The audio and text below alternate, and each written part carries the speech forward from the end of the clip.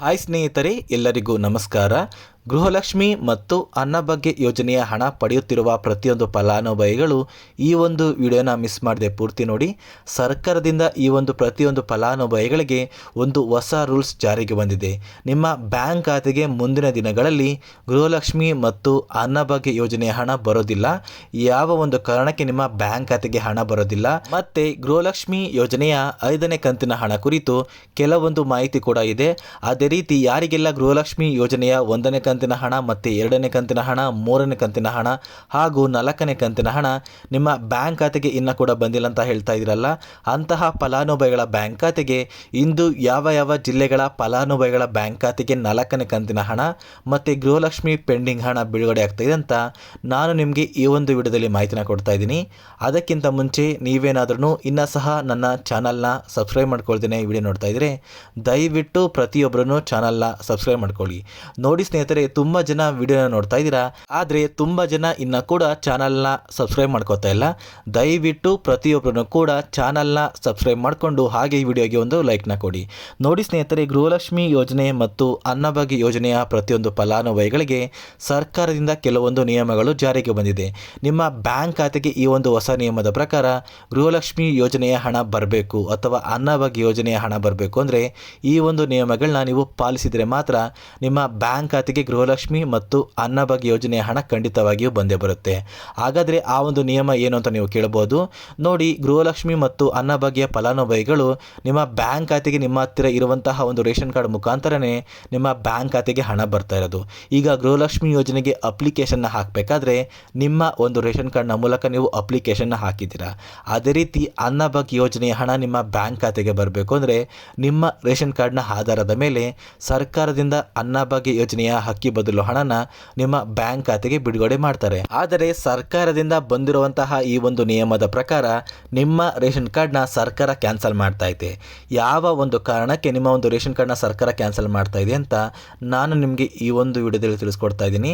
ನೋಡಿ, ಸರ್ಕಾರದ ಕೆಲವೊಂದು ನಿಯಮಗಳನ್ನ ನಾನು ನಿಮಗೆ ತಿಳಿಸ್ಕೊಡ್ತಾ ಇದ್ದೀನಿ. ಮೊದಲು ನೋಡಿ, ರೇಷನ್ ಕಾರ್ಡ್ನ ಹೊಂದಿರುವ ಪ್ರತಿಯೊಂದು ಫಲಾನುಭವಿಗಳ ಬಳಿ ನಿಮ್ಮ ಹತ್ತಿರ ಬಿಳಿ ಬೋರ್ಡ್ನ ಕಾರ್ ಇದ್ದರೆ ನೀವು ಗೃಹಲಕ್ಷ್ಮಿ ಮತ್ತು ಅನ್ನಭಾಗ್ಯ ಯೋಜನೆಯ ಒಂದು ಸೌಲಭ್ಯನ ಪಡ್ಕೊಳ್ಳೋದಕ್ಕೆ ಆಗೋದಿಲ್ಲ.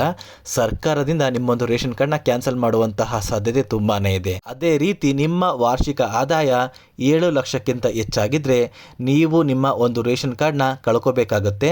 ಸರ್ಕಾರದಿಂದ ನಿಮ್ಮ ಆದಾಯ 7 ಲಕ್ಷಕ್ಕಿಂತ ಹೆಚ್ಚಾಗಿದ್ದರೆ ನಿಮ್ಮ ರೇಷನ್ ಕಾರ್ಡ್ನ ಸರ್ಕಾರ ಕ್ಯಾನ್ಸಲ್ ಮಾಡುತ್ತೆ ಸ್ನೇಹಿತರೆ. ಮತ್ತೆ ಸ್ನೇಹಿತರೆ, ಮತ್ತೊಂದು ಹೊಸ ನಿಯಮ ಕೂಡ ಸರ್ಕಾರ ಜಾರಿಗೆ ಬಂದಿದೆ.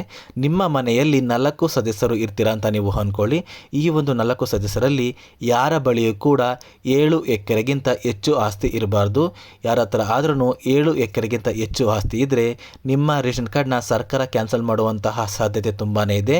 ನಿಮ್ಮ ಬ್ಯಾಂಕ್ ಖಾತೆಗೆ ಗೃಹಲಕ್ಷ್ಮಿ ಮತ್ತು ಅನ್ನಭಾಗ್ಯ ಯೋಜನೆಯ ಹಣ ಕೂಡ ಬರೋದಿಲ್ಲ. ಮತ್ತೆ ಸ್ನೇಹಿತರೆ, ಮತ್ತೊಂದು ಹೊಸ ನಿಯಮ ಕೂಡ ಇದೆ. ಈ ನಿಮ್ಮ ಮನೆಯ ಸದಸ್ಯರು ಯಾರೆಲ್ಲ ಇದ್ದೀರಾ, ಈ ಒಂದು ಸದಸ್ಯರ ಒಟ್ಟು ಆಸ್ತಿ 7 ಎಕರೆಗಿಂತ ಕಡಿಮೆ ಇರಬೇಕು. ಈ ಎಲ್ಲ ಸದಸ್ಯರ ಒಟ್ಟು ಆಸ್ತಿ 7 ಎಕರೆಗಿಂತ ಜಾಸ್ತಿ ಇದ್ದರೆ ನಿಮ್ಮ ರೇಷನ್ ಕಾರ್ಡ್ನ ಸರ್ಕಾರ ಕ್ಯಾನ್ಸಲ್ ಮಾಡೇ ಮಾಡುತ್ತೆ. ಮತ್ತೆ ಸ್ನೇಹಿತರೆ, ನೀವೇನಾದ್ರೂ ನಿಮ್ಮ ರೇಷನ್ ಕಾರ್ಡಿಗೆ ಕಳೆದ 6 ತಿಂಗಳಿಂದ ಯಾವುದೇ ರೀತಿಯ ಸರ್ಕಾರದಿಂದ ಬರುತ್ತಿರುವಂತಹ ಒಂದು ರೇಷನ್ ನೀವು ಪಡ್ಕೊಂಡಿಲ್ಲ ಅಂದರೆ ಸರ್ಕಾರ ನಿಮ್ಮ ಒಂದು ರೇಷನ್ ಕಾರ್ಡ್ನ ಕ್ಯಾನ್ಸಲ್ ಮಾಡ್ತಾ ಇದೆ. ನೋಡಿ ಸ್ನೇಹಿತರೆ, ಪ್ರತಿಯೊಂದು ಸರ್ಕಾರದ ಸೌಲಭ್ಯ ಇರ್ಬೋದು ಅಥವಾ ಸರ್ಕಾರದ ಯಾವುದೇ ರೀತಿಯ ಒಂದು ಯೋಜನೆ ಇರ್ಬೋದು, ನಿಮ್ಮ ರೇಷನ್ ಕಾರ್ಡ್ನ ನೀವು ಉಪಯೋಗಿಸಿ ಆ ಒಂದು ಸೌಲಭ್ಯನ ನೀವು ಪಡ್ಕೋತಾ ಇರ್ತೀರ. ಸೊ ಸರ್ಕಾರ ನಿಮ್ಮೊಂದು ರೇಷನ್ ಕಾರ್ಡ್ನ ಕ್ಯಾನ್ಸಲ್ ಮಾಡಿದ್ರೆ ನಿಮಗೆ ಸರ್ಕಾರದಿಂದ ಬರುವಂತಹ ಈ ಒಂದು ಸೌಲಭ್ಯ ಕೂಡ ಕ್ಯಾನ್ಸಲ್ ಆಗುತ್ತೆ ಸ್ನೇಹಿತರೆ. ಪ್ರತಿಯೊಬ್ಬರು ಕೂಡ ಈ ಸರ್ಕಾರದಿಂದ ಬಂದಿರುವಂತಹ ಈ ಹೊಸ 5 ಯೋಜನೆಗಳನ್ನ ಫಾಲೋ ಮಾಡಿ ನಿಮ್ಮ ರೇಷನ್ ಕಾರ್ಡ್ನ ಕ್ಯಾನ್ಸಲ್ ಆಗದಿರೋ ಥರ ನೋಡ್ಕೊಳ್ಳಿ ಅಂತ ನಾನು ನಿಮಗೆ ತಿಳಿಸ್ತಾ ಇದ್ದೀನಿ. ಮತ್ತೆ ಸ್ನೇಹಿತರೆ, ಗೃಹಲಕ್ಷ್ಮಿ ಯೋಜನೆಯ 5ನೇ ಕಂತಿನ ಹಣದ ಬಗ್ಗೆ ಸರ್ಕಾರದಿಂದ ಒಂದು ಮಾಹಿತಿ ಬರ್ತಾ ಇದೆ. ಈಗಾಗಲೇ ಯಾರಿಗೆಲ್ಲ ಗೃಹಲಕ್ಷ್ಮಿ ಯೋಜನೆಯ 4ನೇ ಕಂತಿನ ಹಣ ಬಂದಿದೆ ಅಂತಹ ಫಲಾನುಭವಿಗಳ ಬ್ಯಾಂಕ್ ಖಾತೆಗೆ ಗೃಹಲಕ್ಷ್ಮಿ ಯೋಜನೆಯ 5ನೇ ಕಂತಿನ ಹಣನ ಜನವರಿ ತಿಂಗಳ ಅಂತ್ಯದಲ್ಲಿ ಬಿಡುಗಡೆ ಮಾಡ್ತಾರೆ ಸ್ನೇಹಿತರೆ. ನಿಮ್ಮ ಬ್ಯಾಂಕ್ ಖಾತೆಗೆ 4 ಕಂತಿನ ಹಣ ಬಂದಿದ್ರೆ ಖಂಡಿತವಾಗಿಯೂ ನಿಮ್ಮ ಬ್ಯಾಂಕ್ ಖಾತೆಗೆ 5ನೇ ಕಂತಿನ ಹಣನ ಸರ್ಕಾರ ಬಿಡುಗಡೆ ಮಾಡುತ್ತೆ ಸ್ನೇಹಿತರೆ. ಈಗಾಗಲೇ ಗೃಹಲಕ್ಷ್ಮಿ ಯೋಜನೆಯ ಹಣ ಯಾರಿಗೆಲ್ಲ ಇನ್ನೂ ಕೂಡ ಬಂದಿಲ್ಲ ಅಂತಹ ಫಲಾನುಭವಿಗಳ ಬ್ಯಾಂಕ್ ಖಾತೆಗೆ ಹಂತ ಹಂತವಾಗಿ ಪ್ರತಿಯೊಂದು ಜಿಲ್ಲೆಯ ಫಲಾನುಭವಿಗಳ ಬ್ಯಾಂಕ್ ಖಾತೆಗೆ ಸರ್ಕಾರ ಹಣನ ಬಿಡುಗಡೆ ಮಾಡ್ತಾ ಇದೆ. ಈಗಾಗಲೇ ಸಾಕಷ್ಟು ಫಲಾನುಭವಿಗಳ ಬ್ಯಾಂಕ್ ಖಾತೆಗೆ ದಿನದಿಂದ ದಿನಕ್ಕೆ ಹೆಚ್ಚಿಗೆಯಾಗಿ ಫಲಾನುಭವಿಗಳ ಬ್ಯಾಂಕ್ ಖಾತೆಗೆ ಹಣ ತಲುಪ್ತಾ ಇದೆ. ಮತ್ತೆ ಸ್ನೇಹಿತರೆ, ಇಂದು ಗೃಹಲಕ್ಷ್ಮಿ ಯೋಜನೆಯ ಹಣ ಯಾವ ಯಾವ ಜಿಲ್ಲೆಗಳ ಫಲಾನುಭವಿಗಳ ಬ್ಯಾಂಕ್ ಖಾತೆಗೆ ಬರ್ತಾ ಇದೆ ಮತ್ತು ಈ ಒಂದು ಹಣ ಬರ್ತಾ ಇರೋದು 1ನೇ ಕಂತಿನ ಹಣದಿಂದ ಹಿಡಿದು 4ನೇ ಕಂತಿನ ಹಣದವರೆಗೂ ಕೂಡ ಪ್ರತಿಯೊಂದು ಮಹಿಳೆಯರ ಬ್ಯಾಂಕ್ ಖಾತೆಗೆ ಹಣ ಬಿಡುಗಡೆ ಆಗ್ತಾ ಇದೆ. ಹಾಗಾದರೆ ಆ ಒಂದು ಜಿಲ್ಲೆಗಳ ಹೆಸರು ಏನು ಅಂತ ಬನ್ನಿ ಸ್ನೇಹಿತರೆ ತಿಳ್ಕೊಳ್ಳೋಣ.